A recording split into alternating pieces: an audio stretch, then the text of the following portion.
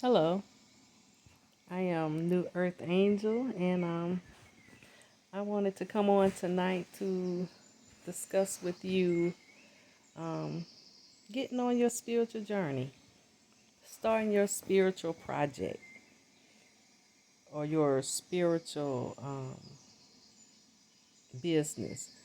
Um, the reason why I'm here tonight is because I've been putting it off for so long, just second guessing or making not, I can't even really say second guessing, more like just wanting to make sure I'm on the right track, trying to, you know, research and make sure that I'm doing things in a proper kind of manner, looking at other YouTube videos. And really, the more I did that, is the more I was just really just putting it off. And it's been 3 years actually since I started watching YouTube videos, and I've seen people who had just started. I didn't even realize they had just started, but I've been following them so long that it's like, oh my goodness, it's been 3 years. And I've been watching these people, and I've seen them develop and get better and better. And I just can see myself, doing some of the same stuff. But for some reason, I hadn't actually stepped out on it. And I've, I must admit, I've had some advice on go ahead and get out there and, you know, um, and get started. That was part of my confirmation, and I knew I really do know that is what I'm supposed to be doing. I really do, and I know that it's gonna be healing there. I know that it's going to bring structure, um, and most importantly, it's going to impact God's people.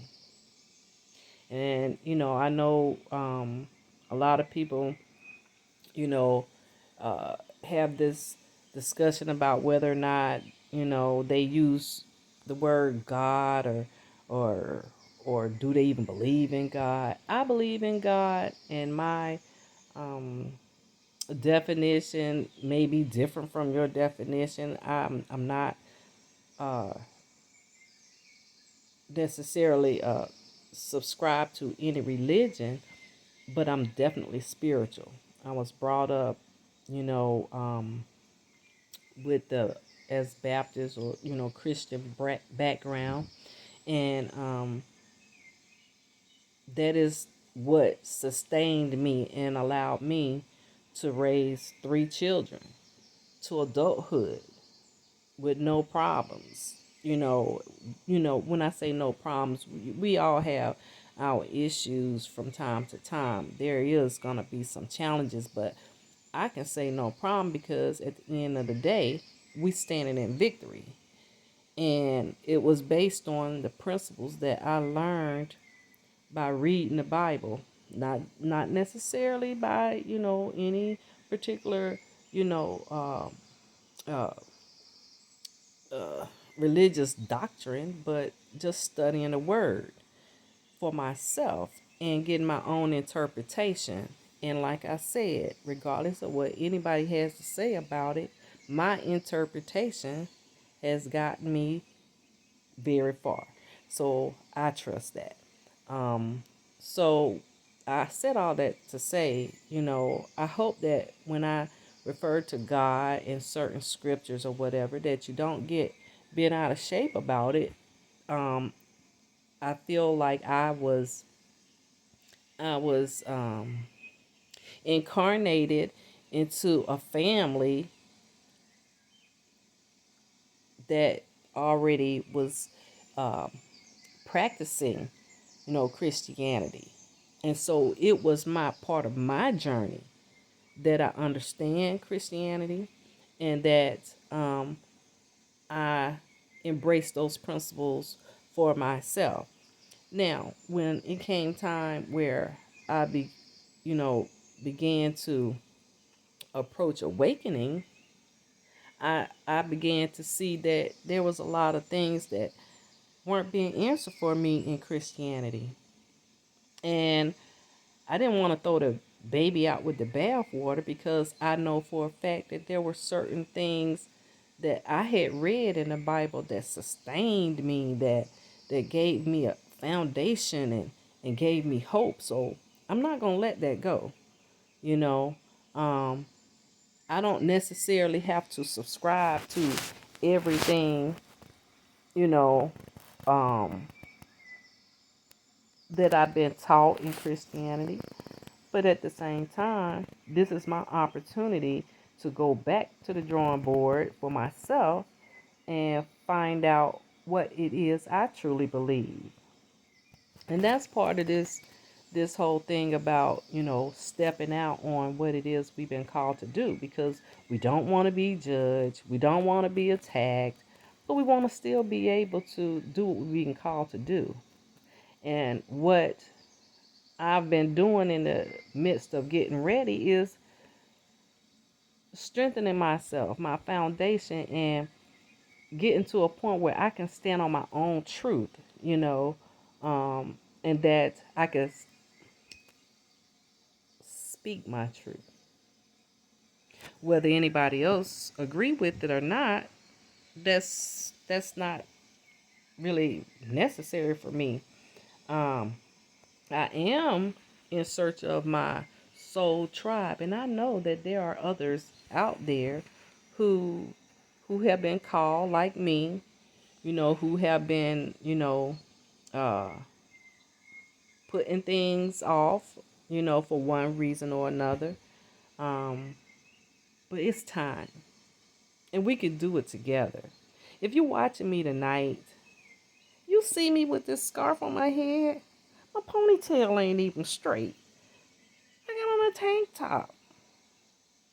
And I was thinking, man, I see people up there, they got their face all made up, their hair all done.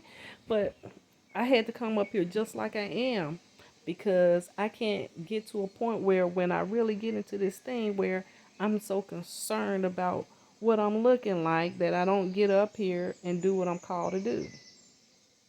So if I can come up here with this scarf on my head so I can put my face all out there, I want somebody else to be encouraged to do the same. Because there's somebody out there that's hurting.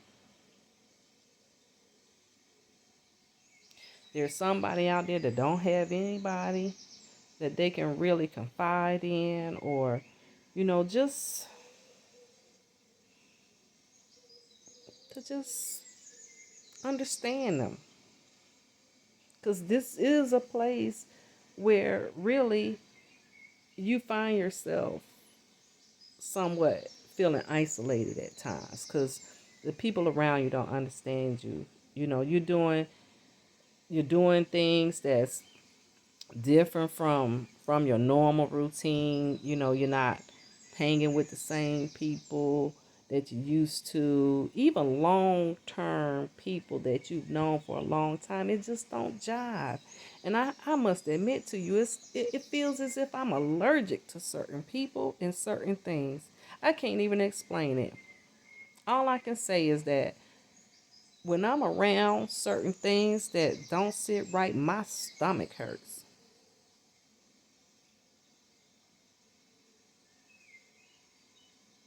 My stomach hurts. And I realized that for a time I was, suffering with anxiety, and, and feeling bad and down, my energy low, I'm walking on eggshells, I'm sensitive, all these things. And I had to just stop and figure out what was going on with me, because I know that I didn't want to take medication. I don't want to do anything alter this. So that meant that I had to do some real work. I had to go inside. And I'm going to tell you, baby, you can't do it hanging around a bunch of people. You can't do it with other people around. These are these are the types of things that you're gonna have to take into your closet. These are the type of things. Even if you're living with someone, you still have to find your time for yourself, where you can have time to yourself. And I'm gonna tell you that the best thing that ever happened to me was getting out into nature. When I began to go walk, just walking, I wasn't walking for speed, I wasn't walking for time, I was walking to connect. And when I went to nature, I didn't need anybody else. I'm going to tell you this right now. You know, I was at a point where I was so raw, I didn't even want to be around anybody else. And sometimes I just enjoy my time alone. And it's not in a bad way. I'm not antisocial. But here lately, I'm more important. I am more concerned with getting on track to do what I'm called to do. And I'm still not sure exactly what that is, how it looks, but I know I don't have to worry about how. I just got to get out there and start making steps, because somebody's going to see this video and somebody's going to know exactly what I'm talking about. They're going to been here and done that and want to help me, you know, just like I'm here and I want to help somebody and I'm just starting. But I want to be encouragement to someone, because I do believe that when we get into alignment, doing the things that we've been called to do as far as our soul mission, that everything else is going to fall in place. When you're doing what you're called to do, you're going to get the opportunities presenting themselves, resources made available. And I'm saying this to you because this is what has been revealed to me, that my every need is met. And I don't have any reason not to believe that, because my every need has always been met. That's where faith comes from. Faith is not just having faith that what hasn't happened will happen, and is you're going to stand in a place of victory. That's one part of faith. But the other part of faith is encouraging yourself by looking back at the things that has already taken place in your life. Instances where God has already showed up and showed out in your life. And going back to the things of anxiety, I also, had an issue with depression. I had problems with depression before COVID even hit. And for those of you who, you know,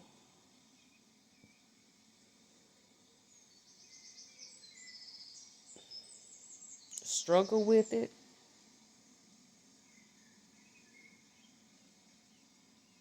it's real. It's real. It's real. And sometimes it seems hard to come up out of it. Sometimes it feels good to kind of just hang there a little bit. I understand that. But what I also understand is you can't stay there. You can't stay there. You can't stay there. That's not where you were supposed to be. And so I'm going to ask you to please consider just stepping outside, getting a breath of fresh air. If you can just get outside, if you feel like you can't go for a walk, just at least go stand outside your front door. Go sit on your porch or If you live in an apartment, stand on a balcony or out on the stoop or sidewalk, just go outside for a few minutes a day. Get some fresh air. Look around. Look around at nature. One of the things that helped pull me up out of the depression was, whew, when I first woke up in the morning, I gave thanks for being alive because somebody didn't make it. And even if you're depressed right now, you here. That means you got work to do. If you here and you still breathing, it's because you got something to do other than lay in the bed. Okay? Please. Please. I did it. I did it. And I want to help you do it. I want to encourage you today. After I woke up and I, gave thanks, I thought of, I intentionally thought of 5 things to be grateful for. And I didn't say the same 5 things every day. Okay? Whenever you feel in some kind of way, think of at least 5 things that you're grateful for. I'm sweating. That means I'm turning up. Even if you don't even think you have anything to be grateful for, think of something that you think of that you should be grateful for. Like it could be that hey, you got clean socks on your feet with no holes in them. Do you know how many people, homeless people, wish they had good clean socks? If you're looking at me right now, you got something to be thankful for because you must be on a TV, a cell phone, a laptop, or something.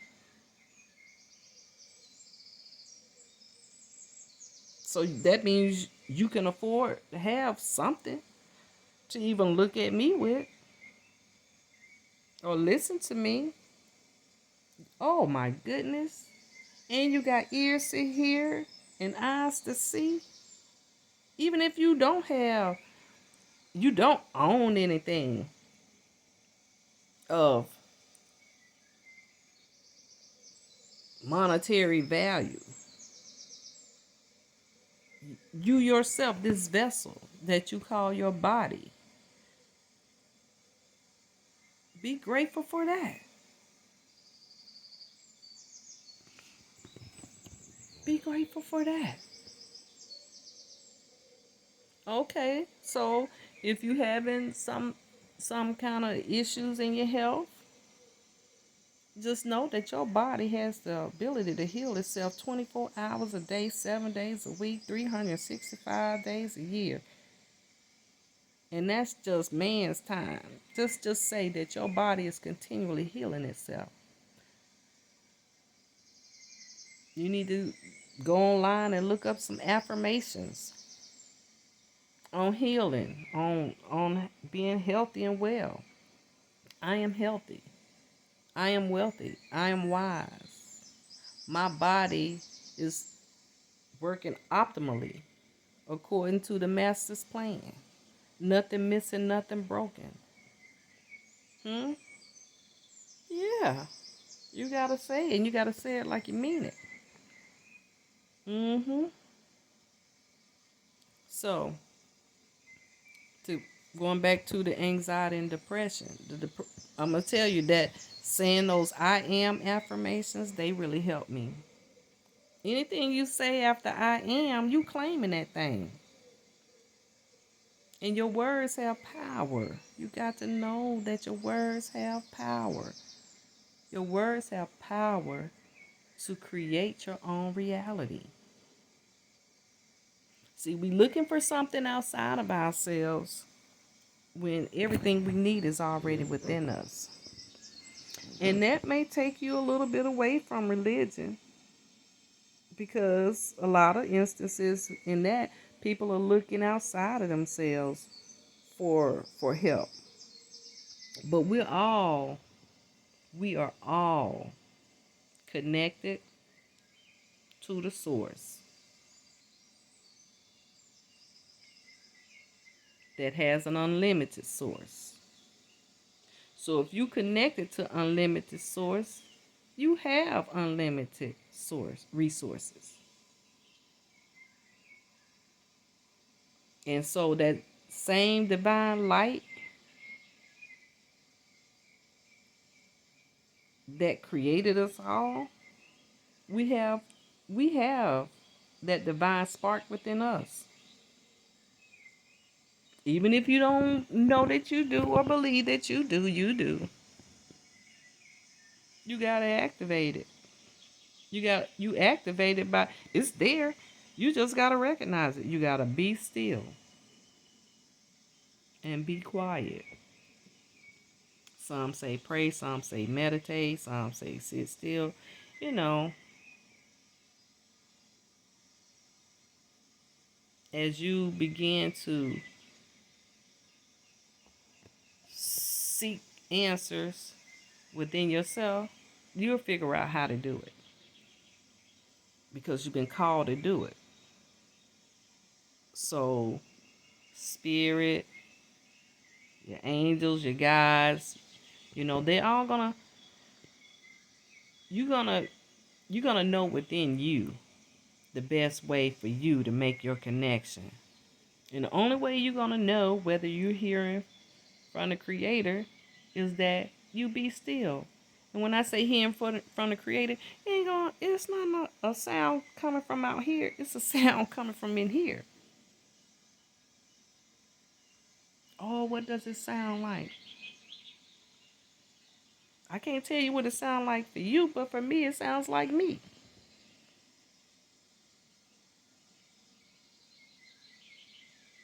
It sounds like me.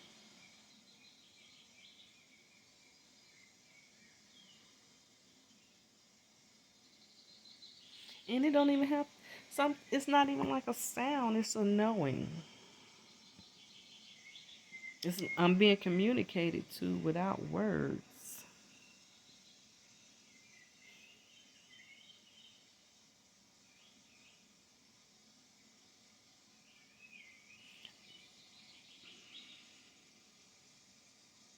I don't want it to make it sound spooky or anything like that. I'm just saying, like, some things that I go through, I have a hard time putting it into words because it's something that, in a lot of instances, you just have to experience it. And in these times, who would have told us that we would be 2 years, you know, just stuck in this so-called pandemic or pandemic or whatever we gonna call it today. But I'll tell you this, regardless of what man has in mind, there's a greater plan in action.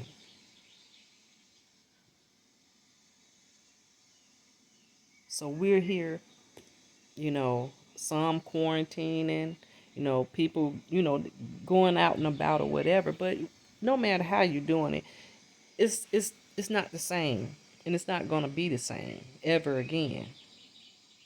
So we are going to have to find our own sense of, normalcy here. And it seems as though with this international or global lockdown, God is trying to get our attention. The Creator is letting us know the time has come. The time has come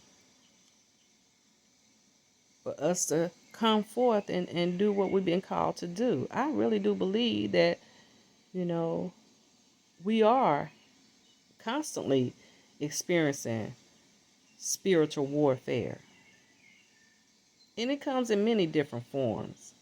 You know, you see it in our music, you see it when we're watching TV, you know, uh, you can see it in people's interactions with one another because now they have absorbed, or shall I say we have absorbed so much negativity and foulness from social media, TV, and music and news until it's like destroying us.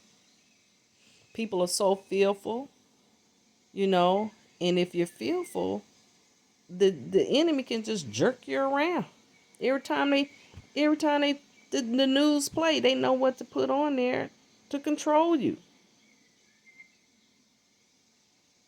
You know, it's time to go to the beach. So guess what they'll do? They'll put up something about rip tides and currents and sharks and yeah, they'll say it as if they trying to, you know, let you know what's out there. But really, it's to make you fearful and to make you have to consult them before you make a move. You're gonna see what's on the news. If they say, "Oh, they saw sharks in Myrtle Beach," then people gonna take their trip on down to Florida or maybe into Hilton Head, whatever. I'm just saying, if people are just looking at ways to control us.